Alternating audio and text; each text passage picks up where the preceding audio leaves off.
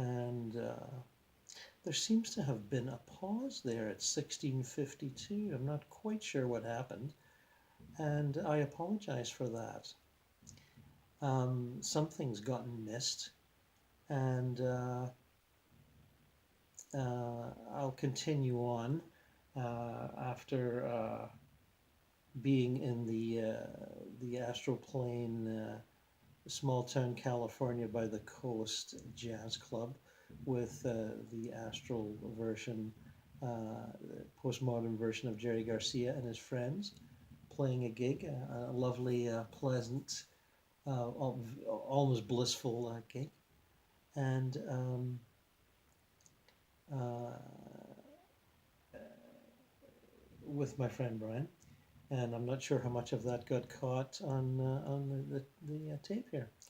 And again, I apologize for that. I was busy re-experiencing, and then I noticed there had been a pause, and I don't know why. Um, I certainly didn't touch the screen.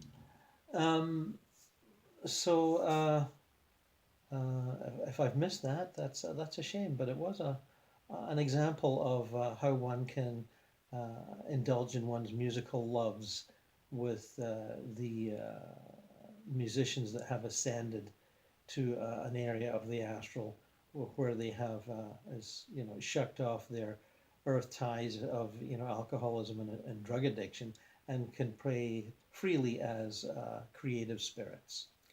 And it's something that Jerry Garcia certainly has done and has done for quite some time. Um, so now to get back to what I was doing. I've left the club, left my friend Brian there, and moved into another astral plane, and it's reminding me of something I touched on in More Adventures in Eternity. And when I say there's all kinds of retrieval activities, and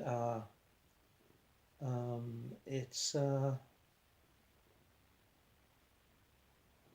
well, it's a picnic in a park basically, and you know, a beautiful sort of rolling landscape, not completely flat. The flat's kind of boring, and you know, gardens and fountains and open areas of grass, and you can see people playing sports a little farther over. You know, a little bit of pickup. Looks like baseball. I'm not really close to it. Anyway, there's people having picnics and you know, children playing, and it's a small community, obviously. And I know what it is. It's a group of fairly hardline Christians, a small sect, and with strict, you know, no, not strict, but well, yeah, maybe strict definitions of who gets to be part of their group and who doesn't, according to how they behave themselves on Earth. And there's lots of these small sects, and there's people in these sects that want to get out but are too timid or afraid, or, and when I say afraid, I don't mean the fear of, you know, it's more the fear of being sort of uh, you know, what's the word, cast into the outer darkness and not being part of the community anymore, a community that they've lived in on Earth for quite some time, lived according to the rules, felt oppressed by the rules, but didn't say so, didn't, you know, these souls are like here, you know, they in the astral plane, they're like they're similar to the, you know, books I've read by people, you know, here on Earth that were part of, uh, you know, some tight ass religious group that they finally broke away from, and they will recount in their memoirs how they did so and the journey of doing so. Now, there's people here on the astral plane that haven't had quite that courage, but I know how to wander around these groups, as do others, and sniff out the ones that might be ready. And I've done this on many occasions. And sometimes you will be drawn to someone sitting off by themselves who have said, well, I'm just going for a little walk. And they'll be off in some part of the woods, sitting by themselves, just being quiet. And if you come across them, with that retriever sense of here's somebody who could use a little hand, you can pick them up and help them move on, because that's what they need. They need the gumption, and well, not just the gumption, but the knowledge, because they've lived with a pretty narrow concept of heaven, and they've died, however they've died, car accident, cancer, doesn't matter what it is, maybe even of old age. Um, uh, the life, they've lived the life, and the life is circumscribed by either lack of knowledge or intense knowledge about a very small area of belief systems, and a lack of knowledge about what exists outside that belief system. And so they arrive in these areas of the astral plane where they think that those who have gone before them have inherited this pristine paradise from the prophet that they follow. Of course, it's usually Christ, but not always. And they're living out their heaven life, and they fully deserve it. And others who don't participate don't deserve it. And so they cut themselves off, but they might have many thousands of people in an area. So they do have a community. They have homes, they have activities, they have worship, they have downtime activities like right now. And a complete life. Well, not complete, but they think it's complete. And people like me blend in, and I don't look like I look now. I don't look like anything that you would expect of me. And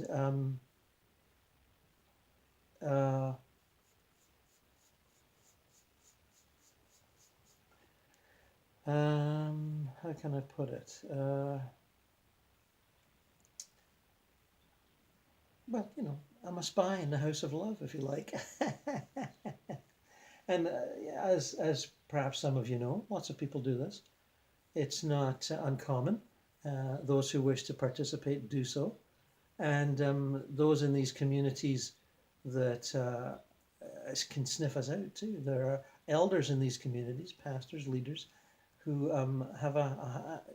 they realize people are disappearing. Not at a furious rate, only 1, 2, 3, people pass on, and they notice the ones that are a little dissatisfied, questioning, will leave, and sometimes they often try to keep them. The strength of the community is in numbers, and will do their best to keep them. But we'll let them go if they turn out to be, satanically inspired rebels, assisted by, ne'er-do-wells like me. Although I certainly don't look like one when I'm there. I'm very sort of, conventional looking. Forget how I look right here. And so I'm wandering around, and I do, I know sort of the certain areas of the woods at the edge of the park where there are benches for people to sit, and you can often find them there. And I'm looking around casually for somebody like that. And I do see someone. It's a young woman who could pass for a college age here on Earth, and dressed quite conventionally, and just sitting, being very quiet, not looking up. And I sit down beside her and say hello. And she responds demurely, politely, and we begin to have a basic generic chat, the sort of thing you might have with any stranger anywhere. And eventually I ask her how she is enjoying being in heaven. And because some people, if they, even in these religious communities, they're not even sure that they're dead, even though there's plenty of supportive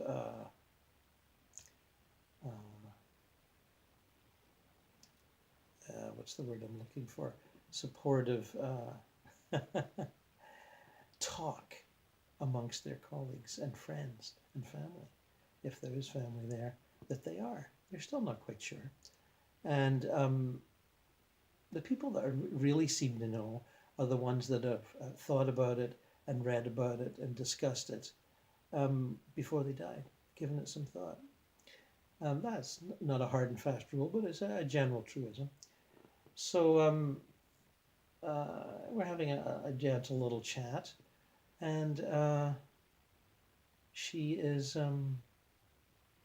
again, you know, I'm feeding her lines, and she does seem to know that she's dead, and I'm getting things like, well, it's, you know, how wonderful it is, and yet there's something missing. She's saying, it's, and you know, I act supportive, I act interested, which I am, and she admits finally that there's something not quite right. It's not quite as fulfilling as she thought it was. It's not quite as marvelous. It's so much like their old life, she says, in their community, in their well, she doesn't use the word belief system. That it's starting to seem a little dull. And she has questions. She has things she doesn't understand. And she wants to. She's probing me a little, and I'm trying to say, well, you know, you could travel a little. And she said, well, it's heaven's much smaller than I thought it was. And what kind of traveling can you do? So you know, I throw out a tempting morsel, and I tell her about going to the mountains. And I use the word Rockies because she is North American, and in her source, Earth life source, and we're certainly in an astral plane, North America. That's for sure. Not quite. I can't quite get where we are, but that doesn't matter. I mean, I know I was strong on the small town in California, but that's because of the whole California culture, Bay Area musicians from the 60s that are now dead. They have a strong identification with that, and one can understand why. Astral plane California by the Pacific is even more beautiful than it is on Earth, and they're quite happy there. And they're not trapped there, but they like it. Now, these people seem to be trapped in a sort of oh gosh, I don't know where it's like a plains area of the States. I don't know, Kansas, Idaho, I'm not quite sure. It doesn't really matter, it's pleasant enough. There is, you know, if you move around, you can see various kinds of farming going on. Farming with very up-to-date implements, I might add. People, you know, gentlemen farmers, people that are doing it for the pleasure of it, the pleasure of the growth, the pleasure of nature, the pleasure of animal husbandry without anyone having to die, you know, all that sort of a thing. And you get, you know, and you get the organic types that are very keen to pursue that if they pursued it on Earth. But anyway, I tempt her with this notion that we could go to the Rockies. And she says, well, she's not going to go, obviously. But she says, you know, how interesting that would sound and how different from the life she lives. And she has never been to the high mountains at all. And I guess she's thinking of, you know, she's got the cliches, the rich people, the aspen, the skiing, the expensive clothes, you know, all that kind of stuff. And the cultural cliches of what mountains and skiing are all about. And I'm not selling her that, although she thinks I am. And she's keen enough that she says she'll go another time. And I said, well, that's fine. We can do that. And we move on from that. And I stand up and say, well, it's been nice chatting with you, and I hope we meet again sometime. And she goes, yes, very, very pleasant to meet you. And there's something about may you go in Christ. And I say, well, you too, dear, may you go in Christ. And may Christ be with us. In fact, maybe I'll go see him sometime. I just kind of threw that in. And she's surprised by the personal reference. That's not something her people would say. They're kind of, what are they? I get the feeling they're waiting for, there's some kind of judgment day thing. They're in heaven, but they're kind of enjoying it till it's time to make your final statement of penitence, or, whatever it is you're going to do. I'm a sinner, but I'm forgiven, or, whatever belief system that involves. And that'll keep her, going for a while. And off I go. And I walk away, and when I'm out of sight of her, I turn and give a little wave, and then I kind of turn into some more trees and disappear. It's easy enough to do, and you can do the disappearing act if you want to like shock people and surprise them, or you can lay off if you just want to be the normal guy being nice.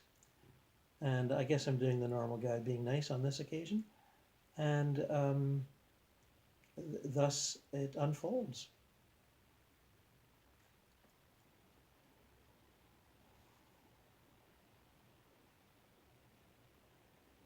Now, for the benefit of